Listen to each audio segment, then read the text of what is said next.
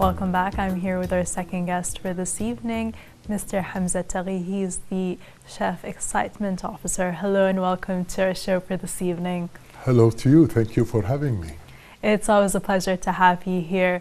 Today we're talking about a very interesting topic and everyone could relate to because it's Ramadan and it's just something that we're all so blessed to be part of, and we think it's all about giving and being a lot about peace. Absolutely. And joy. So can you tell us more about the positive connotations that come with Ramadan?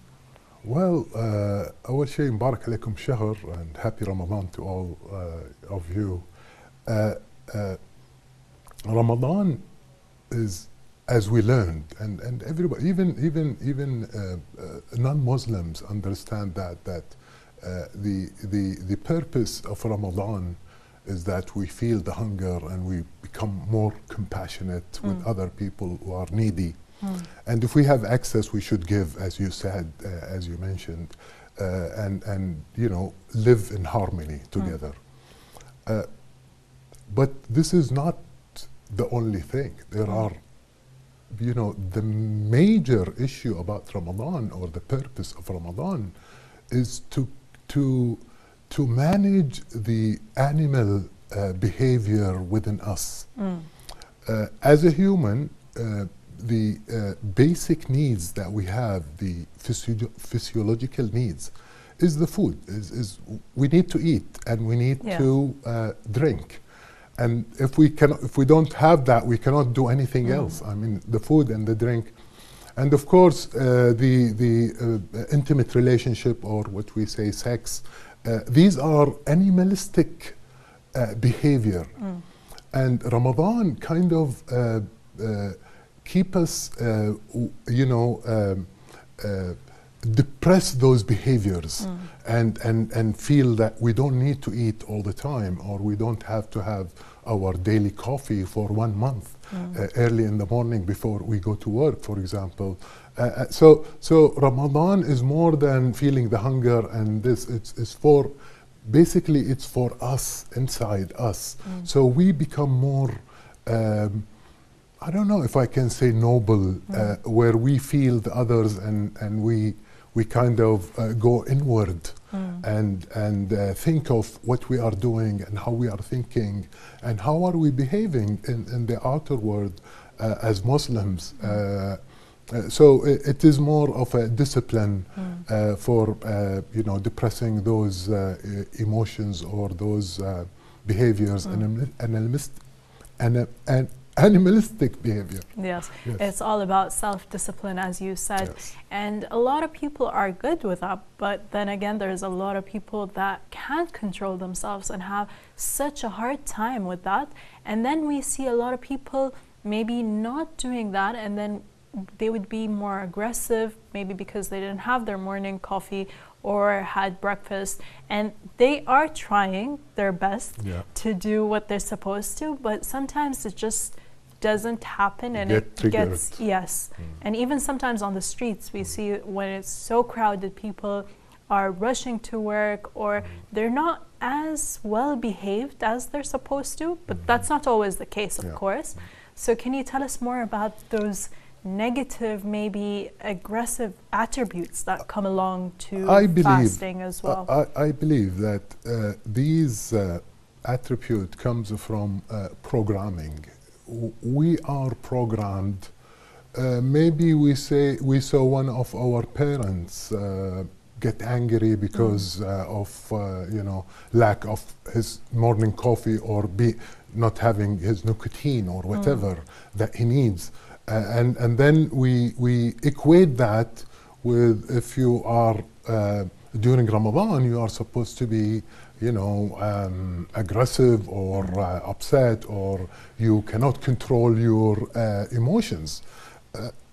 In the contrary, and we need to reprogram ourselves, and we see Ramadan as a blessing, as a joy, as, you know, building relationship, you know, visiting each other, getting closer, you know, and you know, focusing on us rather than, you know, getting aggressive. And sometimes, you know, some people, they feel that if they are aggressive, then they are more respected.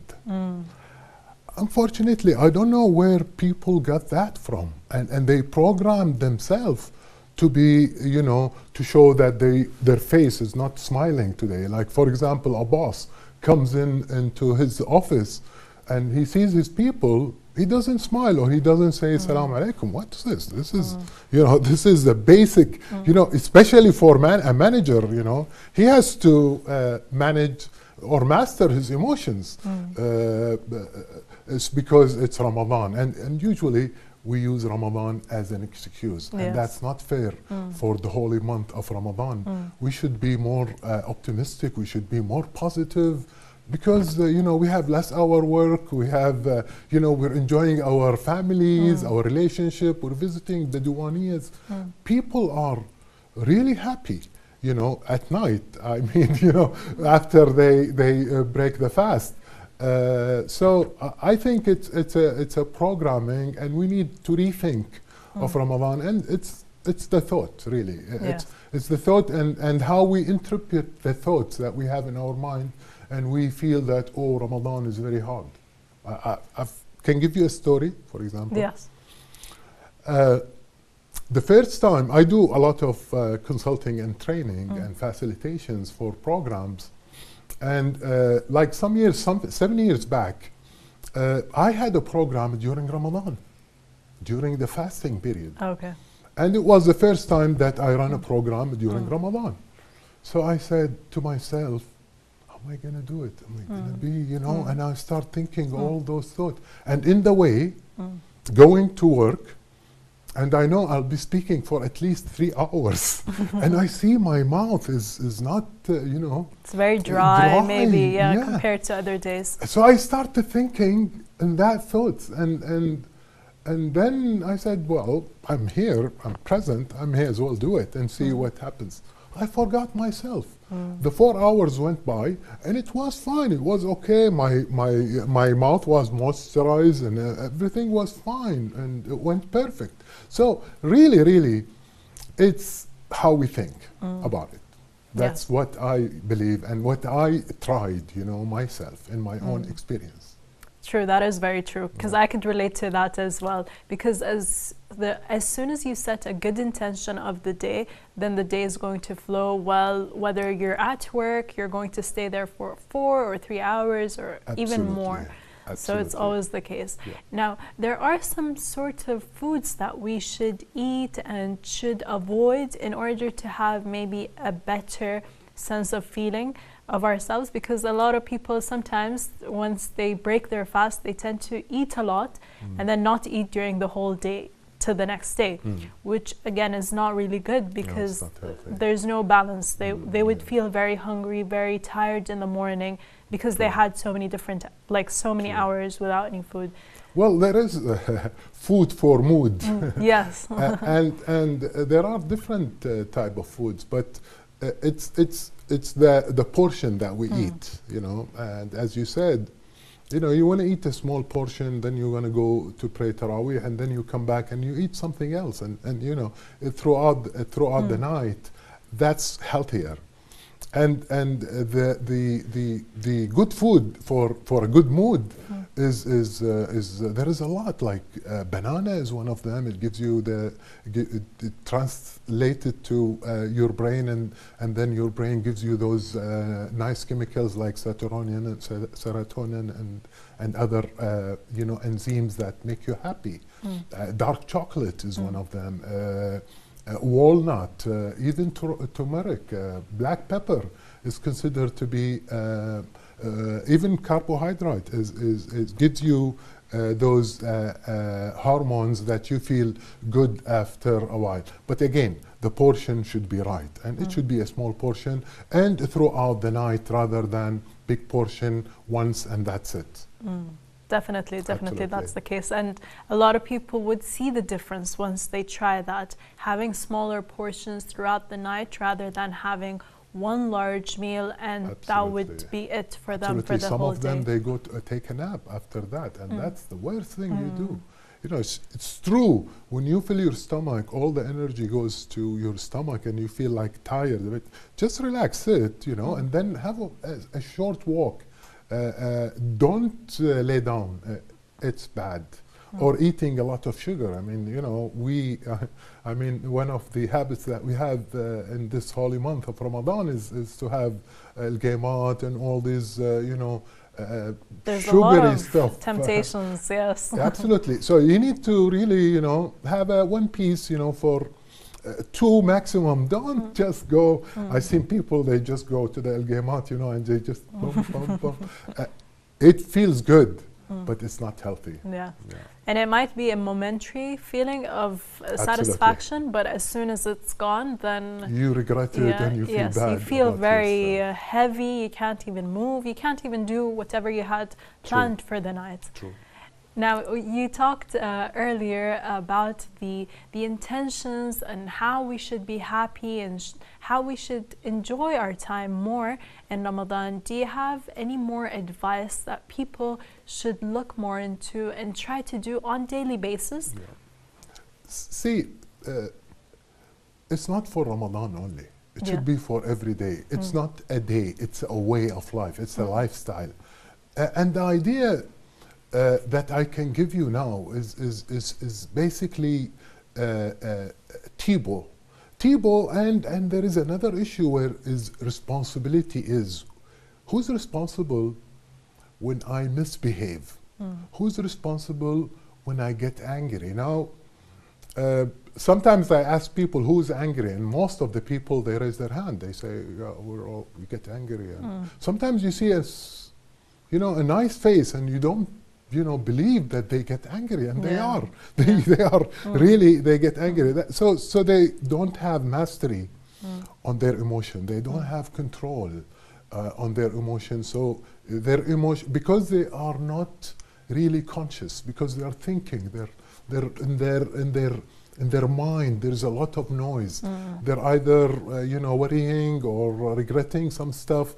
So having that noise in the mind will have you come out without your subconscious works, because you are on autopilot. You're not there. You're not present. So what happens? Your subconscious takes over, and the subconscious main job is really to protect you. So you start thinking of, I'll scream, or for example, driving and somebody take your space, and you get upset or you get angry. Actually, this is all you are damaging yourself. Let go. It's not the end of the world. So basically, I have a model. It's called TIBO, and TIBO, T stands for the thoughts, and the E stand for the emotions, and the B stands for the behavior that we get, and then the outcome. So TIBO, T-E-B-O, and the thoughts, whatever we think of. I mean, the best way I realized is to wake up before you get up from the bed. Just have a smile on your face. Just thank God because you're having a new day. Just a smile. That smile, again, the brain doesn't know. Even if you are not in a good mood, when you smile, the brain says, "Oh, she's happy. I must give her those happy hormones," and you feel good. Thank, because this is a new day. You can do a lot in it, and it's a new day. You're just starting. Other thing is what are the thoughts that comes through your mind? Many people who I work with, working, they say the first thing that comes to our mind is, work? We gotta go to work, especially after a long weekend or something. They regret. And I say, well, you can stay at home. There are a lot of people need your job. They can replace you, and they say, no, we don't want to be replaced. We want the job. So how come you want the job, and then you don't feel good going toward the job? So it's a bit misalignment for what they want and what they need and how they think about it. So if you just clear your thoughts, And say, this is the job that I go and enjoy. I meet people and I have a meaning for life and do things. And even if it's rush hour, even if it's Ramadan, you know, why don't I smile? The other day, one guy was saying, you know, if somebody gets upset at you on the road, just tell them like this. Yeah. You know, fine. just do it twice and, you know, everything will be settled. Yeah. What happens to us, we get triggered and say, oh, why? You know, the ego comes in and we want to, you know, fight or we want to scream back at them. And it doesn't really solve the solution. It never solve the solution. Is the surrendering, is the accepting where you are, how you're living, the acceptance by itself. It makes you feel good. Definitely, definitely. And it's, as you said, it's the emotions and thoughts and behavior that makes all this. Because of the thoughts, it triggers the emotions. Whatever you're thinking, if you're thinking positive, your emotion will be positive. If you're thinking negative, your emotion. And the emotion dictates or determines your behavior. You behave in a different manner, okay, and then your behavior gives you the outcome that you want. So I tell people always, if you want to change your outcome, change the way you're thinking, change your paradigm. That's the only way you change your outcome. Yes, definitely. It's all about the way that we think, and it's not just in Ramadan, as you said. It's a way of life and something that we should learn and do on a daily basis. Thank you so much for being here tonight with us. Thank you for having me. A pleasure is mine. Thank you so much. Thank you. Thank you. We're going to cut to another report, which is all about Ghabga here on Ramadan for the Kuwait Society for following up with the disabled people.